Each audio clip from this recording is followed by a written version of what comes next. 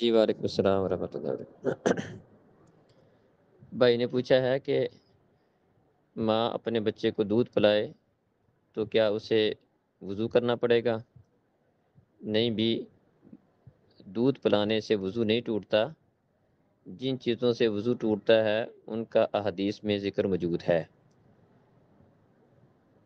Civilian سے کوئی چیز خارج ہو، مراد پیشاب اور پخانے والی جگہ سے کوئی چیز خارج ہوتی ہے، ہوا خارج ہوتی ہے، پیشاب کرتا ہے، چھوٹا پیشاب کرتا ہے، بڑا پیشاب کرتا ہے، یا اسی طرح کوئی احترام وغیرہ والا معاملہ ہوتا ہے، مزی وغیرہ کا خروج ہوتا ہے، یا منی کا ودی کا خروج ہوتا ہے، تو ان چیزوں سے وضو ٹوٹ جاتا ہے۔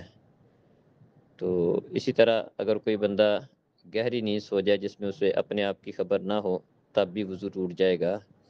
اسی طرح اگر کوئی بندہ رکاوٹ کے بغیر اپنی شرمگاہ کو ہاتھ لگاتا ہے یا شہوت کے ساتھ شرمگاہ کو ہاتھ لگاتا ہے تو اس سے بھی وضو ٹوٹ جائے گا۔ اور اسی طرح صحیح مسلم میں حدیث ہے، جو بندہ اونٹ کا گوشت کھائے اس کو بھی آپ نے وضو کرنے کا حکم دیا ہے۔